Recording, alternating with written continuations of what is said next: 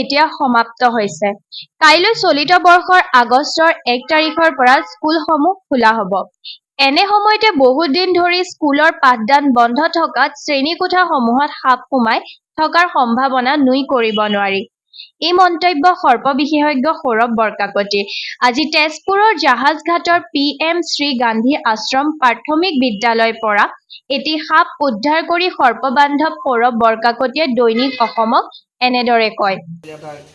সাপ সোমাইছে বুলি মই জানো এইটো মোচাগুমিৰ হ'ব, সেইকাৰণে মই আহিলোঁ। আহি পেলাই সাপটোত চাইছোঁ সেই ৰুমৰ ভিতৰত সোমাই আছিলে আৰু স্কুলখন চাফা কৰিছে। কালিৰ পৰা স্কুল আৰম্ভ হ'ব আৰু তৎকালীন সাপটো উলিয়াই পেলাই মই তেওঁলোকক বাহিৰ উলিয়াই দিলোঁ আৰু ভালকৈ সাপটো গুচি গ'ল। মই হেডমাষ্টাৰ আছে, হেডমাষ্টাৰে ক'ব কৈছোঁ কেনেকৈ হৈছিলে, কি দেখিছিলে। লগতে বৰকাকতিয়ে তেজপুৰৰ সমূহ বিদ্যালয়ৰ পৰিচালনা সমিতিক অনুৰোধ জনাই কয়, স্কুলসমূহৰ শ্ৰেণীকোঠাৰ পৰিৱেশ পৰিষ্কাৰ কৰাৰ পিছত কোঠাসমূহ ভালকৈ নিৰীক্ষণ কৰিহে ছাত্ৰ-ছাত্ৰীসকলক শ্ৰেণীকোঠাত প্ৰৱেশ কৰিবলৈ দিয়া উচিত।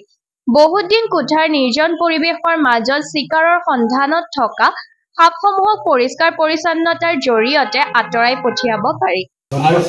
আৰু এইটো মোচাগুম সাপ বুলি কয়, এইটো দাৰাইজ বুলি কয় বেংগলী মানুহে, আৰু হলাবাৰী বুলিও কয়, আৰু এইটো অবিষাক্ত সাপ। ইয়াক সেইকাৰণে আমি তাৰমানে ই আপোনাক ক্ষতি নকৰে, ই মানুহক ক্ষতি কৰিব পৰা ক্ষমতা তাৰ হাতত নাই। ই যদি এটা ভেকুলী মাৰি খালে এটা চৰাই মাৰিব পাৰে, কিন্তু তাৰ বিষ নাই, কিন্তু বিষ নোহোৱাকৈ মাৰিব বিচাৰে। সেইকাৰণে মই আপোনাক ক'লোঁ এই সাপটো যদি কামোৰেও টিটেনাছ এটা ল'লে হ'ব, ইমান চিন্তা কৰিবলগীয়া নাই। আৰু মই ধুনীয়াকৈ উলিয়াই দিছোঁ, কাৰণ এইটো আপোনাৰ সাপটো ইয়াত থকাটো আপোনাৰ কাৰণে ভাল, আপোনাৰ পৰিৱেশটোৰ কাৰণে ভাল। এই সাপটোৰ জেগাত যদি আজি বিষাক্ত সাপ থাকেন আপোনাৰ চিন্তাৰ কাৰণ হ'লহেঁতেন। কাৰণ যদি ফিটি সাপ হোৱাহেঁতেন বা ক'লা শংখ হোৱাহেঁতেন বা গোৱালা সাপ হোৱাহেঁতেন তেতিয়া অলপ চিন্তাৰ কাৰণ হ'লহেঁতেন। আৰু যিহেতু এইটো মোচাগুম সাপ, এনেকুৱা এটা নহ'লে 10টা থকাতহে লাগে। আপুনি একেবাৰে লাগে, আপোনাৰ পৰিৱেশটো আৰু সুন্দৰ হ'ব।